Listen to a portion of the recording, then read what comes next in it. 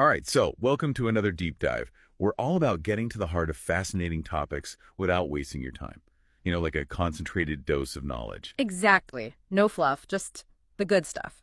Today we're cracking open a collection of flash fictions, 2.pdf by Lawrence G. Taylor. You can grab a copy over on Amazon, by the way. Yep, so we're talking short fiction, right? Yeah, These are pretty- like bursts of narrative, not your sprawling epics. Yeah. We're aiming to uncover the most intriguing tales these pages hold in the next few minutes.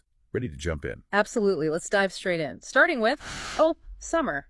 This story kicks off with a walk in the woods, a classic setup. But then things take a turn when your friend, Reds, brings up this incident involving his ex-lover, Ida. Okay, so a walk in the woods turns into a subway saga. What happened with Ida? Well, Ida's at the subway station, and she confronts this young Middle Eastern man who she thinks skipped paying. Fair dodging, yeah, I've seen that. Right. And the guy immediately throws out this question, are you racist? Just like that. It's a real tension builder, forces everyone to examine their own biases. Oh, I bet. So how does Reds react to that? Reds jumps in to defend Ida, naturally. He insists she's a good person, a rule follower, you know the type. But then he adds this interesting tidbit. He points out that Ida has an Indian son-in-law, originally from Uganda, as if that somehow negates any possibility of her being prejudiced toward a Middle Eastern guy. I see where this is going. It's like saying, I can't be racist, I have a black friend. A classic defense, but not very effective, is it? Not really, no. And this is where things get even more, complicated. Reds himself is a Creole from Belize. This means he's been mistaken for Middle Eastern before and even faced racial slurs. You'd think that would make him extra sensitive to these issues, right? You'd assume so. Share experience and all that. But here's the thing. Despite his own encounters with prejudice, Reds holds some pretty critical views about refugees, African industrial workers. He even throws in this comment about Jewish people not assimilating enough. It's a real head-scratcher. How can someone who's been a target of bias still harbor their own prejudices? That's the human condition for you, I suppose, full of contradictions. Absolutely. The story also touches upon this tendency of Reds to, parrot information he's picked up from scholars without necessarily grasping the deeper meaning or displaying empathy. He can quote the facts, but the genuine understanding seems to be missing. So knowledge versus wisdom, essentially. He's got the data, but not necessarily the insight. Precisely. And the narrator, who's known Reds for ages, observes how his views on race have been, inconsistent over the years. He's against BLM, for instance, yet admires both MLK and Malcolm X. He even acknowledges Malcolm X's changing perspective after his journey to Mecca. Almost like cherry-picking to fit his current worldview. That's a good way to put it. Reds seems to believe racism is mainly a far-right problem, while simultaneously holding prejudices against various immigrant groups, and occasionally even Swedes, Brits, Americans. There's even this bit where he tolerates a Norwegian workmate cracking racist jokes about Africa because he doesn't want to risk his job. So a mix of personal experience, adopted opinions, and maybe a dash of self-preservation. Seems like it. The story leaves you pondering. The narrator sums it up well. It's difficult to truly grasp Red's stance on race. Yeah, it makes you think about how well we can ever know anyone's true beliefs, especially on such complex topics. Let's move on to another story, shall we? Sounds good. How about Jay Feels Privileged? What's the gist of this one? Jay Feels Privileged centers around two Caribbean men in London, Jay and Billy. They're quite the contrast. Jay is the life of the party, charismatic, while Billy is more introspective, intellectual, but grappling with insecurity. To boost Billy's confidence, Jay introduces him to Annie, a woman Jay briefly dated.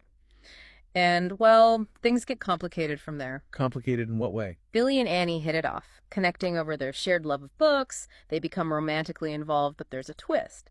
Annie is married with 2 sons. Her husband, Frankie, is away in Australia with their au pair, Heidi. So, bit of a tangled web right from the start. To say the least. Annie even admits she wasn't the most attentive mother before Frankie left.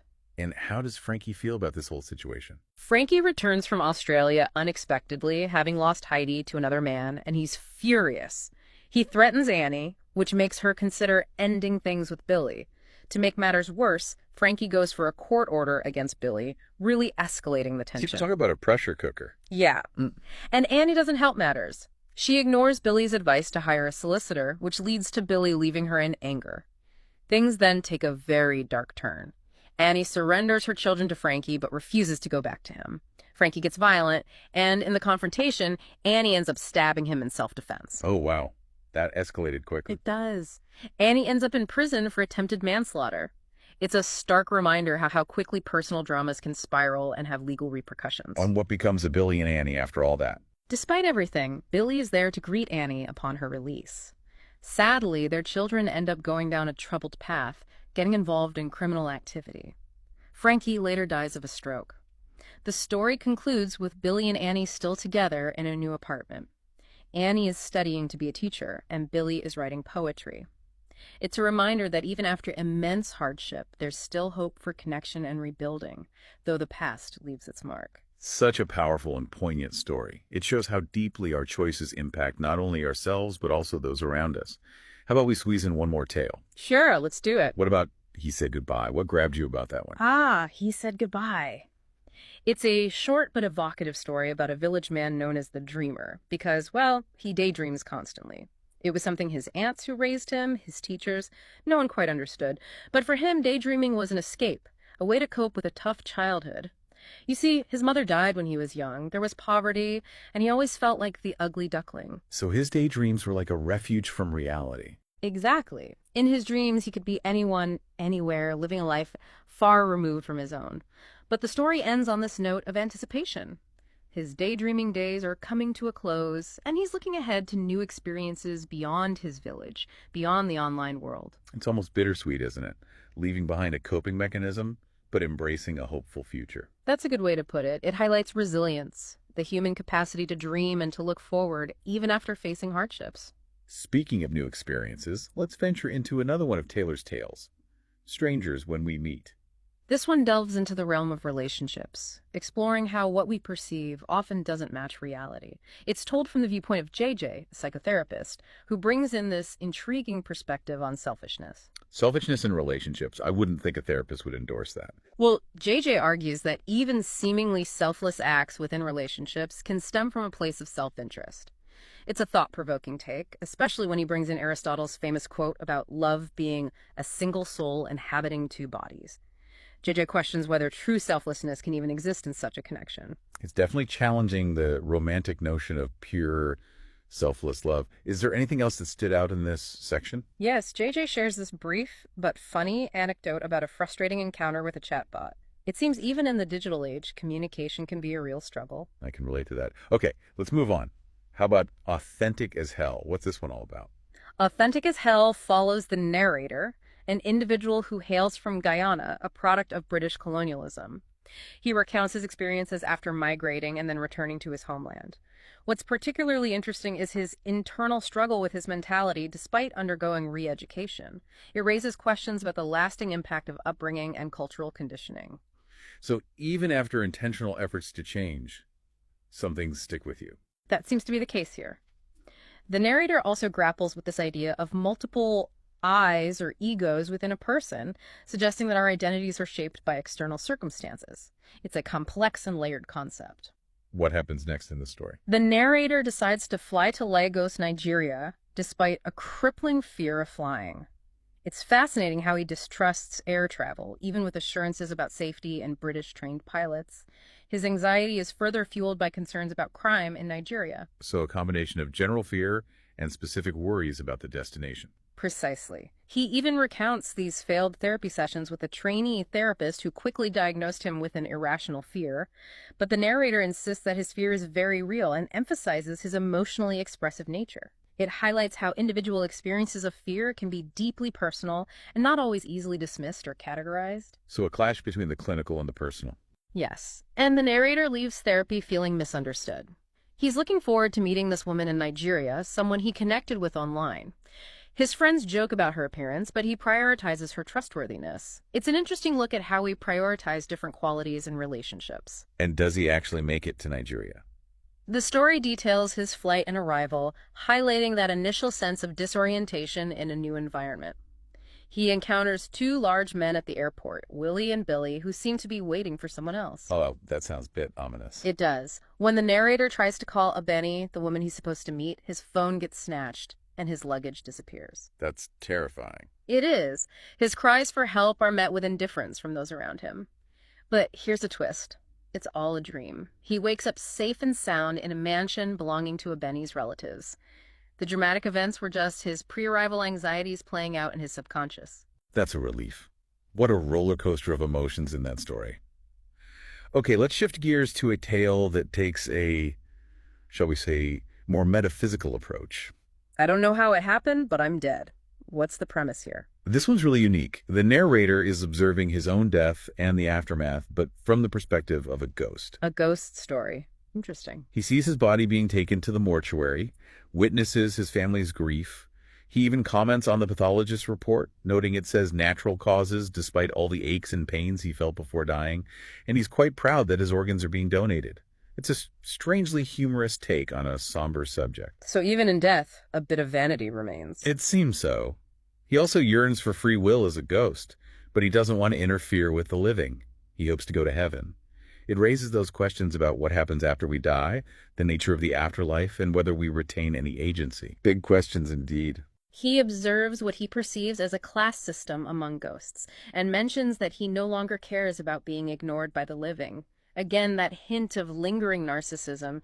He even attends his own funeral, but leaves once the coffin is lowered. A detached observer of his own farewell. Right. And then there's this encounter with a silent female spirit who seems to know him from his past, both in Guyana and London. It's a mysterious element that adds to the intrigue. And does this mystery get solved? He finds himself back in Guyana as a ghost and encounters other Guyanese ghosts who haven't aged a day. The female spirit reappears, explaining she lost touch with him when he moved to London. She couldn't enter England, she says, because its citizens lack faith. The narrator wants to tell her about his life in his adopted country, but his memory fades. He's unsure who she is, speculating that maybe she's his mother. The story ends with this dreamlike encounter with the woman, and then he wakes up to the dawn in his chamber. It's open to interpretation whether the ghost experiences were real or just a figment of his imagination. That's one for the readers to ponder. Very intriguing. All right, time for another story, and this one's a dialogue. Setting: a Scandinavian landscape. What's the scene here? This dialogue features two elderly Caribbean expats, Tallboy and Shorty, waiting at a bus stop in, well, a chilly Scandinavian spring. They're waiting for a ride from this ancient comrade of theirs. Sounds like the setup for some interesting banter. It is. They chat about punctuality, throw in some racial generalizations, and speculate about who will pick them up. Their conversation touches on their old friend's reformed lifestyle after a stroke, how he's become a vegetarian but still keeps busy socializing and is seen as quite wise. And what about Shorty? What's his take on things? Shorty gets philosophical, reflecting on aging, unreliable intimacy, and even contemplates death. Tallboy, ever the jokester, lightens the mood by teasing Shorty about his fears. They discuss longevity and whether it's always a blessing. So facing the realities of getting older with a bit of humor mixed in. Exactly. Then a white Volvo drives by, carrying a black and white couple. Adding to the suspense, Shorty realizes he has no phone reception to call their friend. Uh-oh, that doesn't bode well for their pickup plans. They start wondering if they're being stood up. They contemplate going to their friend's country house themselves. They have differing opinions on the old man's character. One sees him as deceitful, the other generous. Throughout their wait, they keep circling back to the passage of time and their own mortality. Existential musings at the bus stop. I like it. Then, the sound of an old, beat-up, light red truck approaches. It's their ride. They have a good laugh at the truck's sorry state, and Tallboy even mentions his old car repair garage. Sounds like a reunion full of character. Oh, okay. Let's shift gears to a story that delves into some philosophical territory. Existentially, who are the players in this one? We meet Tom and Liza, former passionate lovers, now living as, well, celibate roommates, trying to save their souls. They both work as mail deliverers and seem to have withdrawn from the world. One Sunday, as they walk home from the supermarket, they get into this deep conversation about ancient gods, redemption, human agency. Heady topics for a Sunday stroll. They debate the philosophies of Epicurus, who believed happiness was hard work, all about moderation in eating, drinking, sex, and prioritizing close friendships. They contrast that with Socrates and his ideas about lust and fate. Sounds like they have very different outlooks. They do. Back in their rented apartment, they continue their discussion, this time bringing in Mephistopheles and questioning the origin of the concept of God. They touch upon Roman mythology and Christian beliefs. Liza reveals a past struggle with alcohol addiction and how she became a nonconformist Christian after being kicked out of the church for, well, questioning the Virgin Mary. Tom, on the other hand, is a melancholic, born-again Seventh-day Adventist. Quite the mix of beliefs and backgrounds. They both believe their unhappiness stems from their bobo, or yuppie, parents. Liza's father was a pedophile, her mother ran off. Tom's mother was a nymphomaniac, and his father is unknown. It's a heavy backstory. So they're carrying a lot of baggage from their past. They are. Liza tries to help Tom process his trauma, but he clings to it. Then, on a sunny afternoon, with Tom asleep, Liza drives their car off a cliff into the sea, singing, "The Lord's My Shepherd." Oh my goodness. That's shocking. The village assumes they died by suicide. A song about their troubles becomes popular, adding another layer to the tragedy. The narrator reflects on their generosity and love for each other, ultimately questioning the point of it all. It's a stark and thought-provoking ending. It leaves you with a lot to contemplate, for sure. Yeah. Okay, on to a story set in a very specific time and place. London, the 60s. What's the backdrop here? This story throws us right into the vibrant scene of 1960s London. We meet Benny, 23, and Pinky, 35, two dark-skinned men trying to chat up two Dutch girls, Fleur and Tess, on the tube on their way to the Notting Hill Carnival. It's a snapshot of youthful energy and cross-cultural encounters in a time of social change. Sounds like the beginning of an adventure. What happens next? Addresses are exchanged, and Benny ends up writing to Fleur. He even visits her in Holland during Christmas, staying with her and her mother in Amsterdam. He soaks in the tourist spots and compares Amsterdam to London. There's this encounter with Peter, a philosophy student friend of Fleur's, who starts talking about existentialism, which Benny finds completely dull. Later, Benny even thinks about Shakespeare and Hamlet's existential crisis. So, contrasting cultures and philosophical musings. Exactly. Back in Fleur's bedroom, things get intimate, but Benny's anxiety about her mother interrupts the moment. He feels unwelcome under her quiet scrutiny. After Benny returns to London, they keep in touch as pen pals. A bit of a long-distance connection. Benny briefly dates a Swedish woman, Lisa, and promises to write.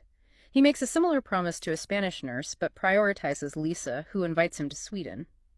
Through a Jamaican friend, Benny meets Angelia and Michelle in Surrey. He's smitten with Angelia, who's 19, and starts an affair with Michelle, a 33-year-old married mother. Sounds like Benny's love life is getting rather complicated. Michelle helps Benny lose his virginity, and he and Angelia become a couple. Then Lisa offers Benny work and language lessons in Sweden. Benny decides to go, leaving his English romances behind. Angelia calls, thinking she's pregnant, but later says she isn't.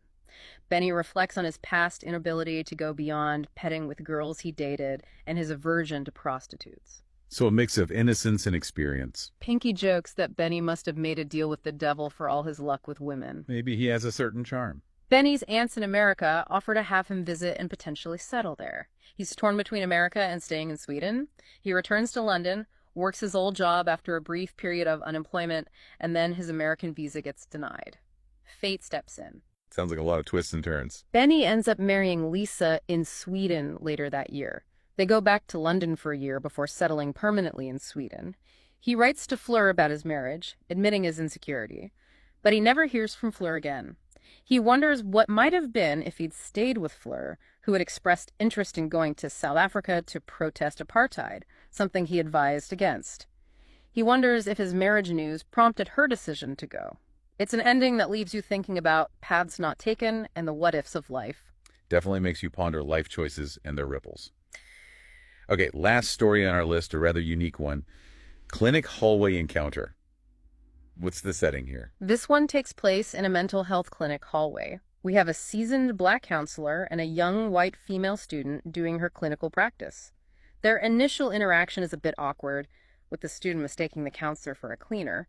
He handles it with humor, but it immediately sets the stage for a conversation about assumptions and perceptions. Sounds like a learning experience for the student. It is. She claims her initial thought wasn't racially motivated, saying she judges people by behavior and even has friends from diverse backgrounds. She mentions her time at African dance school, a trip to Tanzania, even a Moroccan stepfather. It's a common way people try to deflect accusations of prejudice, listing their diverse connections as proof of their open-mindedness. But the counselor isn't entirely convinced. He gently points out that perhaps her first thought was based on a preconceived notion. The idea that she might not expect to see a black counselor in that particular setting. It challenges her to examine whether her assumptions, even subconscious ones, might have influenced her initial perception. A gentle nudge to self-reflect. Does the conversation end there? The student brings up a personal anecdote about her mother confronting a fair dodger on the train, who then accused her of racism. The counselor acknowledges that while the student's initial remarks seemed somewhat prejudiced, he accepts her explanation. Two white, Eastern European cleaners walk by, adding another layer to the scene. The conversation gets interrupted by a phone call, but the counselor promises to continue the chat later. It leaves the encounter open-ended, inviting further reflection on the nuances of these sensitive topics. So, a brief but impactful exchange, leaving room for ongoing dialogue. Is there more to this story? There is a brief epilogue to this encounter. The counselor and the student often chat during lunch breaks, getting to know each other better. She calls him Yoda, noting their age difference. He mentions working in the clinic for 15 years, learning about himself through his work with diverse clients. He even mentions a book that influenced him, Learning from the Patient by Patrick Casement. It's a nice touch, showing how even brief encounters can spark ongoing connections and learning experiences. A testament to the power of open communication and shared experiences. What happens to the counselor after the clinic? He shares details about his work responsibilities, which included counseling, database management, referrals, reports, even managing a small library. It paints a picture of the multifaceted role of a mental health professional. Later, he opens a private practice and eventually retires after 7 years. It's a nice, concise arc of his professional journey. So a fulfilling career dedicated to helping others. Okay, let's delve into another snippet that seems to explore social dynamics. From Diary of a Geezer. The other day, I experienced a trivial incident. Who is this geezer, and what happened to him? We don't get a name for the geezer, but we learn he's an older man at a crowded community pool during the Easter holiday. A woman wearing blue and yellow headgear, possibly suggesting Swedish colors, tells him to practice his swimming in the shallow pool with the foreign kids, implying he's disrupting things by swimming slowly. It immediately sets off alarm bells about potential prejudice and disrespect. So a seemingly minor incident that hints at deeper social tensions. Exactly. The older man refuses to move and tries to reason with the woman, but she dismisses him. He relays the incident to another female swimmer, who expresses surprise and suggests he speaks to the staff. Afterward, a middle-aged Swedish man approaches him, apologizing for the woman's behavior and jokingly explains some unofficial Swedish pool etiquette. You're supposed to stay to the right when swimming, just like you walk on the left side of the sidewalk. Unspoken rules that can lead to misunderstandings. The older man is confused and questions the logic, pointing out that even the sidewalk rule isn't universally followed. Then, a light-skinned man, originally from Greece, approaches and apologizes for the woman's behavior. He suggests it was disrespectful and might have stemmed from prejudice, especially with the rise of an anti-migrant party. This brings in the political climate and how it can influence social interactions. So, multiple interpretations of the same event. The older man, who is from Guyana and has lived in Sweden for 55 years, acknowledges the existence of xenophobia and racism. However, he's more concerned about the general lack of respect for older adults, regardless of their background. He even points out that the woman at the pool probably had an accent, suggesting she might also be an expat, maybe from Eastern Europe. It adds another layer to the incident, blurring the lines between who belongs and who doesn't. A reminder that social dynamics are complex and often defy simple categorizations. The older man emphasizes the importance of tolerance and respect, admitting that he can sometimes be too humble and kind. The narrator, presumably the geezer, reflects on the pool incident, feeling sympathy for the older man. He uses his diary to try to make sense of human behavior and cope with his own feelings of displeasure. He ends by acknowledging that he continues to suffer fools and that these incidents do affect him, hoping for daily emotional cleansing. It's a poignant reflection on navigating social encounters and dealing with the inevitable frustrations they can bring. A universal human experience, Yeah. for sure. Okay, let's move on to a story that seems quite intense. Psychotic patient incident. What happens in this one? This story focuses on Milky, a petite, skinny expat mental health worker, and a harrowing encounter he has with a psychotic patient who seems to be about to attack him. It's a high-stakes situation that immediately grabs your attention. Oh, that sounds terrifying. It is. Milky draws on his past experiences dealing with violent patients, highlighting his preference for a psychological approach to defense rather than physical force. However, in this instance, things escalate quickly. Jenny, a teammate, activates the alarm, and Stenny, another worker, physically restrains the patient. It's a tense moment that underscores the unpredictable nature of working with individuals experiencing mental health crises. So a situation that required quick thinking and decisive action. Absolutely. Milky, though shaken, is also worried about his job security. It highlights the added pressure and vulnerability faced by those working in such demanding environments. The patient is sedated and restrained, but the incident leaves its mark on Milky. Understandably so. It must be incredibly difficult to process such events. It is. Adding to the tension, Steny openly dislikes Milky, making racial remarks despite having friends from diverse backgrounds. Milky is unsure whether Steny's animosity is racially motivated or purely personal. It adds another layer of complexity to the situation, highlighting how prejudice can manifest in unexpected ways, even among those who seemingly embrace diversity. So a mix of professional challenges and personal tensions. When Milky requests a transfer, it's denied. He talks about the incident with his boss, expressing embarrassment for his perceived unprofessional reaction. Later, a therapist priest leads a group session where Milky is criticized by Steny and Hobart, who makes insensitive jokes about Africa despite having a black adopted girlfriend. It's a frustrating and unfair situation that showcases the challenges of navigating workplace dynamics and prejudice. So a lack of support from his colleagues. Milky defends his actions, citing poor communication with Steny and negligence on the nurse's part. He reflects on what might have happened if he'd complied with the patient's unusual request. It's an important point, showing how even in chaotic situations, professionals are often scrutinized and judged for their actions. A high-pressure environment for sure. Milky writes a report emphasizing the lack of teamwork, highlighting the systemic issues at play. Over time, Steny becomes less openly hostile towards Milky. Eventually, the mental health ward closes due to political changes and privatization. The story ends with a final detail. After the incident, the psychotic patient tells Milky he looks familiar. It's an unsettling detail that leaves you with a lingering sense of unease. Definitely a story that stays with you. Okay, let's wrap up with one final tale, a shorter one that explores themes of grief and unspoken emotions. The mentor's sadness. What's the core of this one? In The Mentor's Sadness, the narrator learns about his mentor's grief over her recently deceased father. He offers her a ride into town and expresses his condolences. She mentions her unresolved issues with her father, describing him as someone who could have lived without his family like a recluse. It's a poignant glimpse into the complex emotions that can arise in the face of loss and strained relationships. So a quiet moment of connection and shared sadness. During the car ride, the narrator becomes acutely aware of an unpleasant smell. He's embarrassed, but doesn't want to be rude by opening the window. He wonders if the smell was imagined or if his mentor, consumed by her grief, simply hadn't noticed it. It's a subtle detail that adds another layer to their interaction, raising questions about how we perceive the world around us when dealing with strong emotions. A reminder that even in shared moments, we each experience the world uniquely.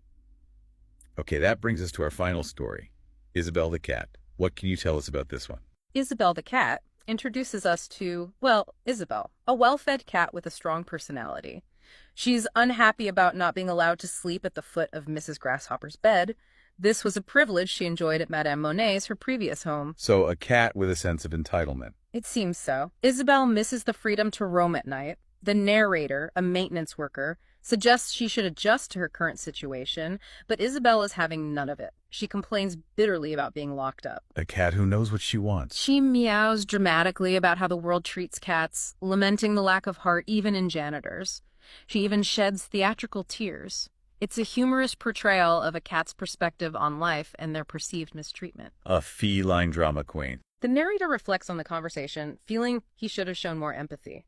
It's a reminder that even seemingly trivial encounters can leave a lasting impression. There's a postscript to the story. Isabel disappears a week later. There are rumors of a traffic accident or a new home with a cat advocate. The narrator hopes it's the latter, admitting to being apprehensive about cats. It's a fittingly ambiguous ending for a story about a cat with a mind of its own. Well, we've certainly covered a lot of ground today, exploring a wide range of human experiences and even venturing into the feline perspective. These short stories, though brief, pack an emotional punch. They delve into complex themes of prejudice, relationships, identity, loss, and the challenges of navigating the world around us. And even though these are fictional tales, they offer a glimpse into the very real and often messy nature of human existence. They challenge us to examine our assumptions, confront our biases, and appreciate the diverse ways people cope with life's ups and downs. If you're intrigued by these snippets and want to explore the full spectrum of emotions and experiences that Lawrence G. Taylor's collection has to offer, remember you can find A Collection of Flash Fictions 2.pdf over on Amazon. And as you go about your day, consider this. How might even the most fleeting encounters and seemingly insignificant conversations reveal profound truths about ourselves and the world around us? Thanks for joining us on this deep dive. Until next time.